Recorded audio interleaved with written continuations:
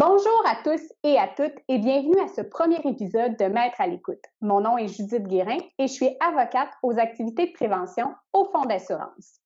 Bonjour, mon nom est Guylaine Lebrun, je suis avocate et coordonnateur aux activités de prévention au Fonds d'assurance et il nous fait plaisir d'être avec vous aujourd'hui. Pour ce premier épisode, nous avions envie de vous parler du moment et de la manière d'aviser le Fonds d'assurance d'une réclamation ou d'une possible réclamation. Aussi, quoi de mieux que d'avoir avec nous Maître Geneviève Ouimet, qui est la chef du service des sinistres au Fonds d'assurance. Bonjour Geneviève. Bonjour à toutes les deux. Bienvenue Geneviève. Geneviève, aurais-tu envie de te présenter davantage avant qu'on entre dans le vif du sujet? Certainement. Alors, j'ai joint l'équipe du Fonds d'assurance en 2018 comme chef d'équipe, donc du service des sinistres. Antérieurement, j'ai eu l'occasion de pratiquer en pratique privée et au sein d'organismes dont la mission principale était la protection du public, donc notamment l'organisme d'autoréglementation du courtage immobilier, antérieurement l'Association des courtiers et agents immobiliers du Québec, de même qu'à l'Ordre des comptables agréés, devenu depuis l'Ordre des comptables professionnels agréés du Québec. J'enseigne également l'éthique à l'École du barreau. Geneviève, peux-tu nous décrire ou nous expliquer les situations donnant lieu à un avis au Fonds d'assurance? Certainement, Guylaine. Je pense que pour répondre à cette question, la façon la plus simple de l'aborder, c'est de se référer à la police d'assurance.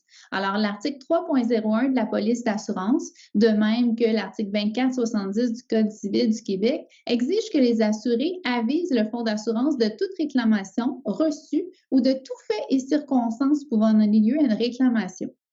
La police d'assurance définit ce qu'est une réclamation.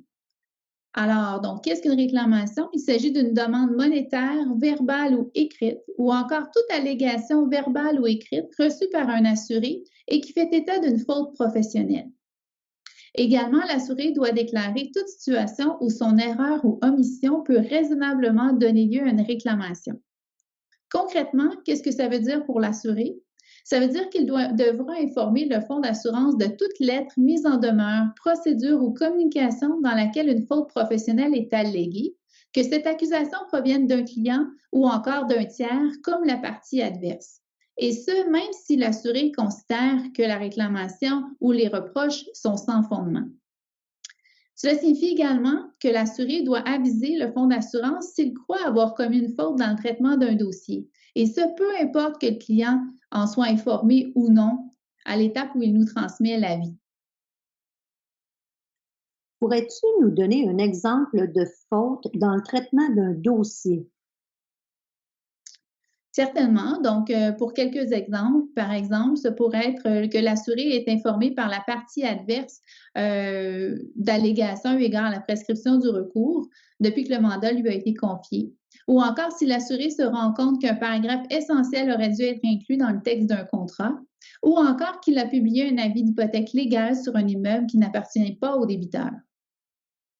Enfin, ce que les assurés devraient retenir, c'est que s'ils ont un doute quelconque à savoir si une situation requiert un avis au fonds d'assurance, qu'ils n'hésitent surtout pas à communiquer avec le fonds. Un avocat de garde pourra répondre à leurs questions. Alors, en toute confiance, il s'agit donc d'avocats qui sont très au fait de la pratique et pourront justement les renseigner eu égard à l'opportunité de nous transmettre l'avis, mais aussi tenter de calmer le jeu et tenter d'établir une stratégie s'il y a lieu. Alors, le numéro pour nous joindre est le 514-954-3452.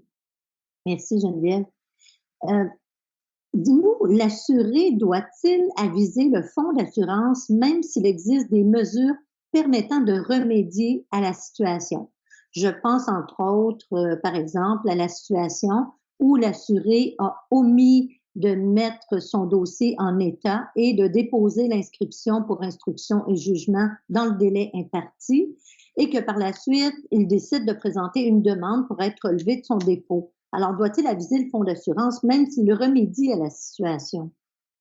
Oui, tout à fait. Il devra en informer le fonds d'assurance. Il faut comprendre que les démarches ne sont pas toujours couronnées de succès, puis que les coûts engendrés par de telles procédures peuvent par la suite faire l'objet d'une réclamation en dommages et intérêts. Alors d'ailleurs, dans l'exemple que tu nous donnes relativement à la demande pour être relevé du défaut, nous invitons les assurés à nous transmettre leur projet de demande pour que l'avocat analyste qui sera assigné à leur dossier puisse s'assurer que la procédure contient tous les éléments requis et qu'elle ne contient pas d'admission de responsabilité qui pourrait mettre en péril la protection d'assurance de l'assuré. On constate que certains assurés négligent ou retardent l'envoi de l'avis au fonds d'assurance par crainte que cela augmente leur prime d'assurance. Est-ce que cette crainte est fondée?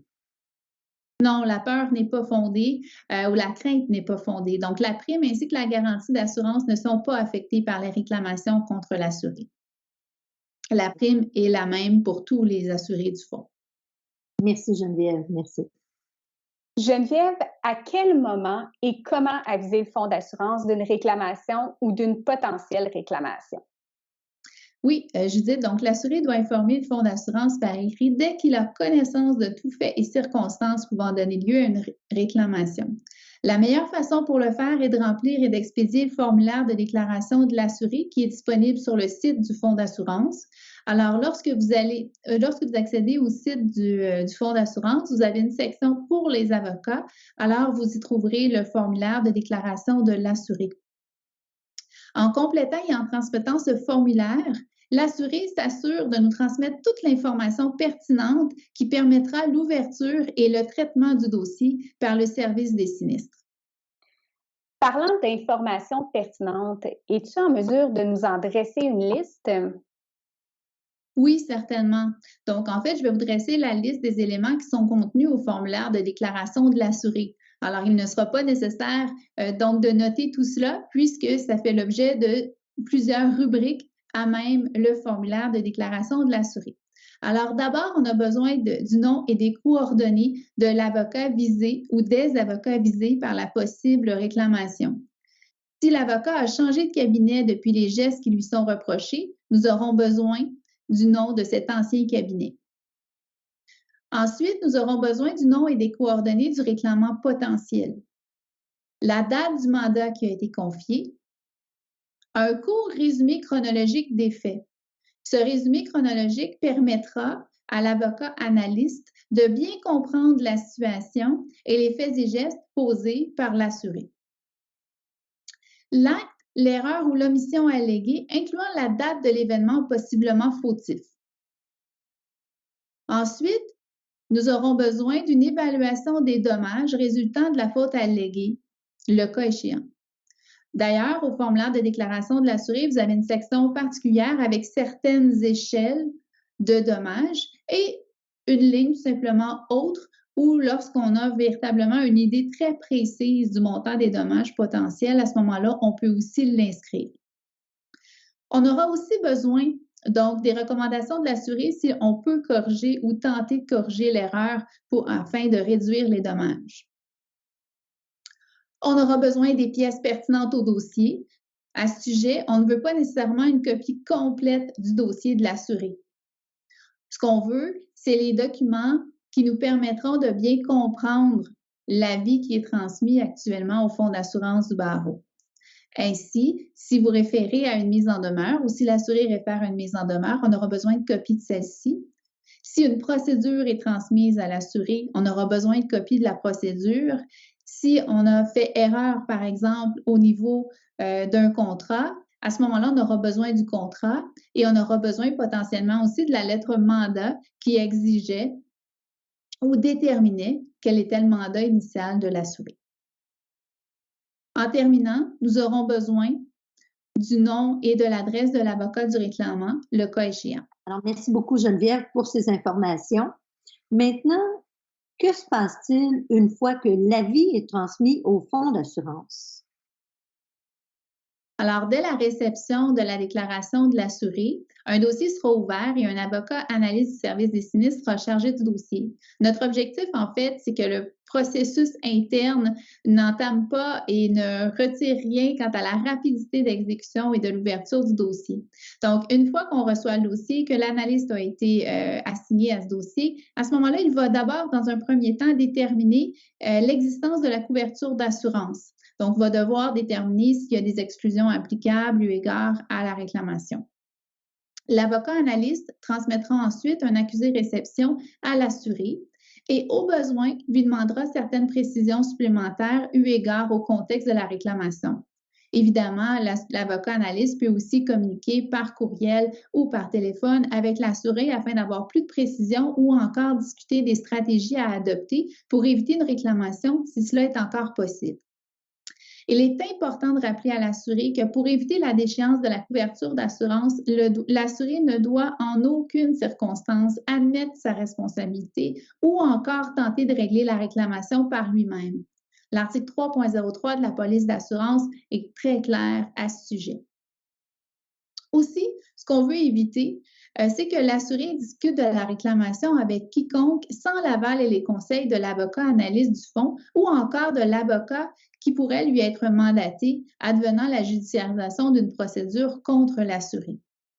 Ce que l'on veut éviter, c'est que le fonds soit confronté à un aveu extrajudiciaire, donc de l'assuré, alors que des moyens de défense valables pouvaient être présentés ou que, par ces démarches, l'assuré cause préjudice à son client ou à ses propres droits. J'imagine que la collaboration de l'assuré est importante à toutes les étapes du dossier. Effectivement, la police d'assurance à l'article 3.03 prévoit d'ailleurs cette obligation de l'assuré. Outre l'obligation prévue à la police d'assurance, il est important et essentiel que nous ayons une collaboration soutenue de l'assuré afin de tenter de régler le dossier ou encore pour éviter une réclamation. Merci beaucoup, Geneviève. Ça m'amène une autre question. Est-ce que le déroulement du dossier est le même si l'assuré est poursuivi? En fait, le procédé d'ouverture du dossier va demeurer le même, c'est-à-dire que l'avocat analyste va d'abord vérifier si la réclamation est couverte et communiquera par la suite avec l'assuré. Dans la mesure où la réclamation est couverte, à ce moment-là, un avocat sera retenu pour assurer la défense de l'assuré. L'avocat retenu communiquera régulièrement avec le fonds d'assurance pour faire état des développements du dossier. Bien que le fonds d'assurance décide de la stratégie du dossier, l'assuré sera informé régulièrement et collaborera avec l'avocat en défense. D'ailleurs, l'assuré recevra copie de tous les comptes d'honoraires détaillés adressés au fonds pour sa défense. Nous croyons que cet élément et la réception des comptes d'honoraires permettra justement à l'assuré d'avoir une très bonne idée du développement et des différentes démarches effectuées pour sa défense dans le dossier. Ce qui est important à savoir aussi, c'est que le dossier ne sera réglé qu'avec le consentement de l'assuré et ce dernier n'aura aucune franchise à payer.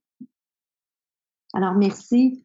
Chère Geneviève, notre entretien tire à sa fin. Nous tenons à te remercier chaleureusement pour ta précieuse collaboration. Cela a été un immense plaisir de discuter avec toi.